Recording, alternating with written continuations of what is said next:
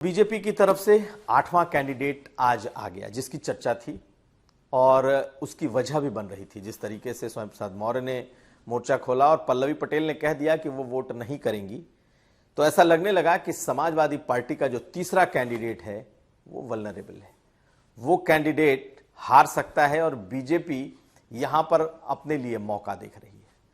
तो उन्होंने पार्टी के भीतर धन्ना सेठ माने जाने वाले संजय सेठ को उतार दिया है।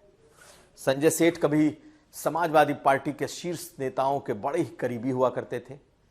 संजय सेठ बहुत बड़े बिल्डर हैं और संजय सेठ बहुत बड़े धन्ना सेठ भी हैं।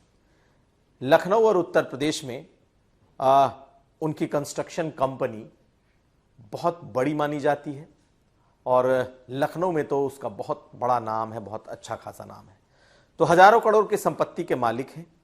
कभी समाजवादी पार्टी के कोषाध्यक्ष हुआ करते थे और मुलायम सिंह यादव से लेकर पूरा यादव परिवार, या यूं कह लें वो पूरे यादव परिवार के बेहद करीबी थे। तो आप अंदाजा लगाइए कि कुछ साल पहले तक समाजवादी पार्टी का जो शख्स लेखा जोखा रखता हो, समाजवादी पार्टी के पैसे का जो हिसाब किताब जानता हो, कुछ साल पहले बीजेपी ने उन्हें तोड़ लिया था और बीजेपी ने उनसे इस्तीफा दिलवाकर उन्हें दोबारा राज्यसभा भेजा था। लेकिन हाल में जब उनकी राज्यसभा की पूरी मियाद पूरी हो गई, उनका कार्यकाल पूरा हो गया, तो बीजेपी ने उन्हें दोबारा अपना टिकट नहीं दिया, उन्हें सदस्यता के लिए उनका नाम आगे नहीं किया था। लेकिन यह मौका दिख गया और संजय सेठ समाजवादी पार्टी को बहुत अच्छी तरीके से जानते हैं, उसके इन्स एंड आउट को बहुत बढ़िया से जानते हैं, उनके सभी बड़े छोटे नेताओं से उनके संबंध हैं। इसलिए क्योंकि लखनऊ में सियासत भी उन्होंने की है और लखनऊ में बिजनेस भी उनका है।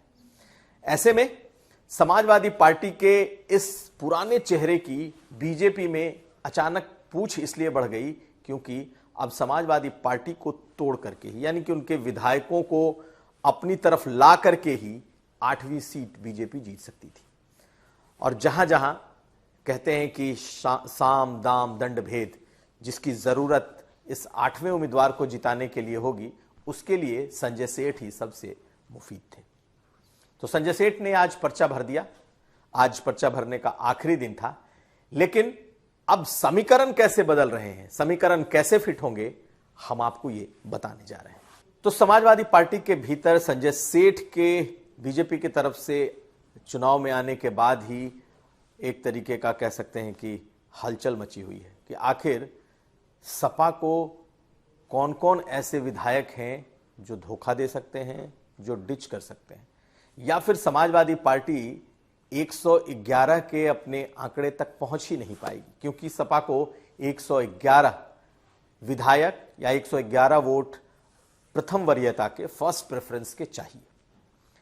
और अगर हम उसका गणित समझें तो समाजवादी पार्टी के पास कुल 108 विधायक हैं और 108 विधायकों में भी कुछ जेल में हैं। रमाकांत यादव जेल में है, इरफान सोलंकी जेल में है। तो यह आंकड़ा घटकर 208 से 206 तक पहुंच जाता है। कांग्रेस का समर्थन अगर उन्हें मिलता है तो फिर यह 208 तक जाता है, लेकिन फिर भी 211 यानी कि कम से कम 3 सीटें, 3 वोट और उन्हें चाहिए होगा। दूसरी तरफ अगर 37, 37, 37 3 अगर उनके कैंडिडेट जीतने हैं तो समाजवादी पार्टी को पहले और अपने दूसरे जो उनके कैंडिडेट हैं उन्हें जिताने के लिए वो एक्स्ट्रा सरप्लस, जो एक्स्ट्रा वोट भी उनको आवंटित करती है। ऐसे में पहले और दूसरे नंबर पर जो होंगे उनके लिए 37 से ज्यादा वोट समाजवादी पार्टी ने उनके लिए रख रखे होंगे कि कहीं उनमें ही खेल ना हो जाए। इसलिए ऐसा माना जा रहा है कि कम से कम 5 से 6 ऐसे वोट हैं जो समाजवादी पार्टी को कम पड़ सकते हैं। और 6 वोट अगर समाजवादी पार्टी को फर्स्ट प्रेफरेंस के कम पड़े तो बीजेपी के पास 29 सरप्लस वोट हैं और उन्हें 3 या 4 या 5 अगर उनके पास वोट और ऐड हो जाते हैं तो वो अपना उम्मीदवार जिता ले जाएंगे, क्योंकि बाकी उनके पास जो दूसरी वरीयता के वोट हैं वो 288 होंगे और समाजवादी पार्टी के पास 108 होंगे। तो ये आंकड़ा कैसे है इसको भी समझ लीजिए।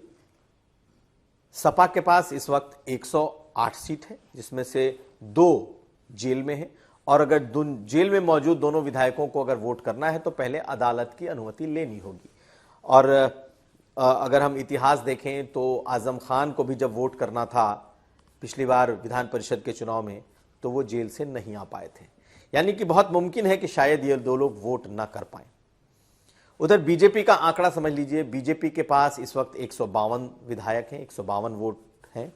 इसके अलावा बीजेपी के पास 13 वोट अपना दल एस का है, 6 वोट निषाद पार्टी का है, 6 वोट उनके पास ओम प्रकाश राजभर का है, और माना जा रहा है कि 2 वोट जो कि जनसत्ता पार्टी है उसका भी 2 वोट उन्हें मिलेगा। तो कुल मिलाकर के और इसके अलावा आरएलडी जो एनडीए में आ चुकी है उसके 9 वोट भी एनडीए के साथ होंगे। तो कुल मिलाकर 288 वोटों का बीजेपी का गणित बैठ रहा है।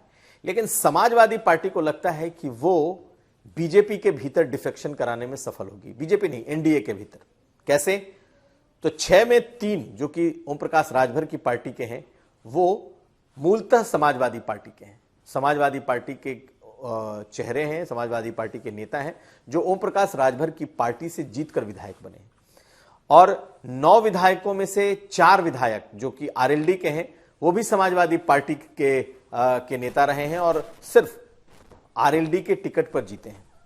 ऐसे में सपा को लगता है कि वो भी बीजेपी के एनडीए के भीतर अपना डिफेक्शन कराने में सफल रहेगी। यानी कि ये डिफेक्शन का खेल खूब होगा। लेकिन क्या सचमुच ये संभव है इस सरकार के रहते हुए? और इस चुनाव में जबकि हर शख्स को अपना वोट दिखा कर देना होता है, यानी कि जो भी अपना वोटिंग करने जाएगा वो अपने जो नेता होंगे उन्हें अपना वोट दिखाएगा, तब जाकर वोट करेगा। ऐसे में आरएलडी के बेशक जो चेहरे हैं जो सपा के रहे हों उनके लिए डिफेक्शन करना बड़ा मुश्किल होगा। वैसे ही ओम प्रकाश राजभर के नेताओं के लिए भी डिफेक्शन करना मुश्किल होगा।